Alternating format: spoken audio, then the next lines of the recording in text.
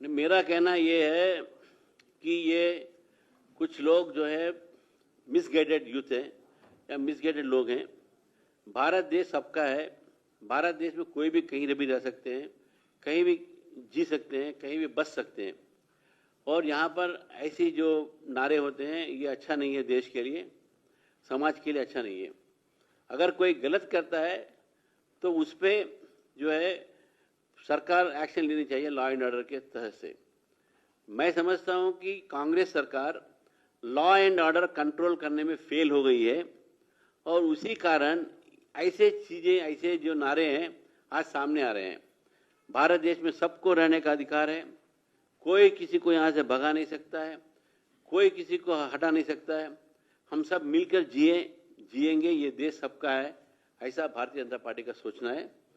ఈరోజు ఇటువంటి ఒక ఏదైతే నినాదాలు వస్తున్నాయో వా छोड़ो ఈ छोड़ो అని చెప్పేసి తప్పుడు నినాదము।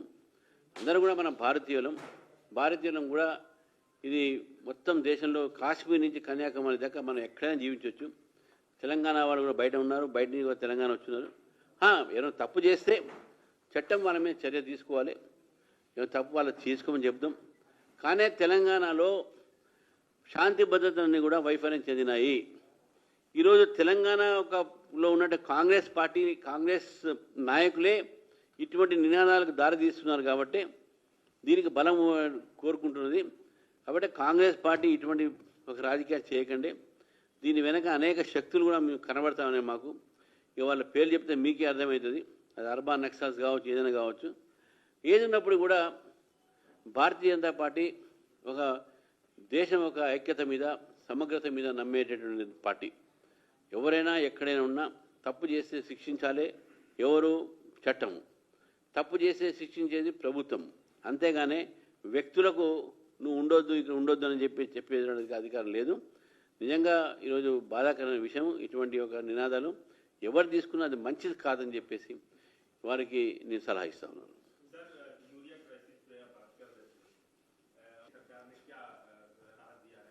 ये मुख्यमंत्री हमसे बात करने के बाद देने का कोई सिवा नहीं है। ये हमारा दायित्व बनता है कि हम देश के किसानों को समय पर खाद भेजें और यूरिया भेजें। ये हमारा रिस्पॉन्सिबिलिटी है, हमारा दायित्व है। अभी आपने जो कहा 5.18 जो है वो सही बात है, लेकिन इसके साथ साथ जब रबी में हम दिए थे उनको 4 लाख मीट्रिक टन ज़्यादा दिए थे, उसमें 2 लाख मीट्रिक टन ज़्यादा उपयोग हुआ है पिछली बार और 2,08,000 मीट्रिक टन बचा हुआ है।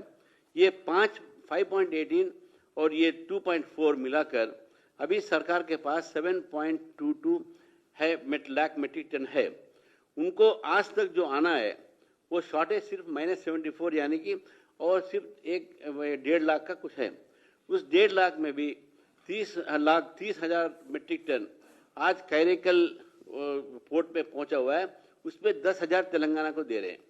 और इफ्को से, क्रिप्को से और आरएफसी से यहाँ वैगन जो रेक्स आए हैं उसमें 7,250 15,000 टन उनके द्वारा आज या कल में यहाँ पहुंच जाएंगे। यानी कि 50,000 टन यहाँ आ रहा है और 50,000 ऑलरेडी हमने उनको रिलीज किया है। इसके बावजूद इसके बाद उनको हो गया। अभी हमको समय, अभी सिर्फ अगस्त 15 तक हमने ये आंकड़े दिए हैं। हमारा जो खरीफ सीजन है वो अक्टूबर तक चलता है, तो हमारे पास अभी समय है देने का। इस समय से पहले हम दे रहे हैं, यहाँ कमी कहाँ है? ये गुमराह करने के लिए ये हमारे तेलंगाना के जो किसानों को गुमराह कर रहे हैं, झूठ बोल रहे हैं। मैं पक्का बोल रहा हूँ, झूठ बोल रहे हैं। अगर आपके बातों में सच्चाई कुछ है हो तो आइए हम कहेंगे, यहीं आपके सामने हम दावा करें, हम यहाँ पर बहस करेंगे कौन किस में क्या सच्चाई है। ये एक बात सही है, थोड़ा देर हुआ है। वो देरी किस लिए हुआ है? क्योंकि उसका कारण रामगुंडम फर्टिलाइजर में आज वहाँ पर रुका हुआ है फर्टिलाइजर प्रोडक्शन। यहाँ आरएफसी रुका हुआ है, आरएफसीएल रुका हुआ है। उसके बाद रेड सी में गड़बड़ चल रहा है, उसके साथ हमारे पास जो इम्पोर्ट आने वाले रुक गए हैं।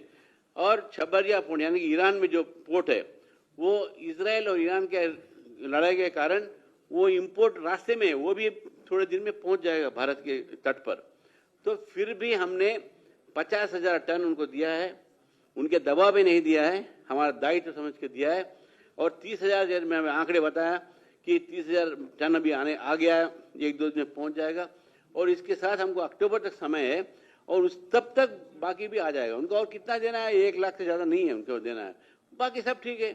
कहाँ हिसाब गलत कहाँ है? मैं ये बोल रहा हूँ, आपने पूरा आंकड़े गलत दिए हैं, आपने किसानों को गुमराह किया है, आपने किसानों के बीच में एक भय फैलाया है और उस भय के कारण किसान ज्यादा यूरिया खरीद रहे हैं।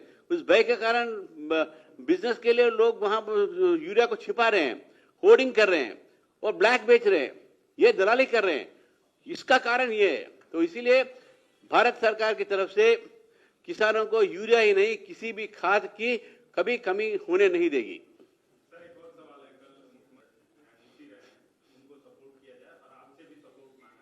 तो जब वेंकैया नायडू जी खड़े थे तो कांग्रेस की बुद्धि कहां गई थी? तो वो भी तेलुगु प्लेयर थे, वो तेलुगु प्लेयर थे, उन्होंने किसी और को सपोर्ट किया है। क्यों किया है उस समय पर? वेंकैया नायडू क्या तेलुगु के नहीं है क्या? वो दोनों तेलुगु स्पीकिंग है, तेलंगाना और आंध्रा दोनों के प्राइड है हमारे वेंकैया नायडू जी। तो उनको कांग्रेस पार्टी सपोर्ट नहीं किया। आज किस मुंह से पूछ रहे हैं हमको तेलुगु प्राइड? आपने पिछड़ेपन का आपने वादा किया था, पिछड़ेपन को आगे लाने का वादा किया था, और आप पिछड़े लोगों के बारे में बात करते हैं। और किनको आपने टिकट दिया है?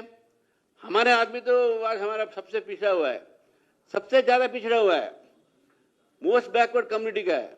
लेकिन आपके जो है वो कभी किसी कमेटी में रहे होंगे, लेकिन वो तो पिछड़े नहीं है ना, वो तो पिछड़े नहीं है। अगर आप कन्वर्ट करते तो कन्वर्ट कर लीजिए, मुझे हमें कोई एतराज नहीं है, लेकिन कोई जनता उसको मानेगी नहीं।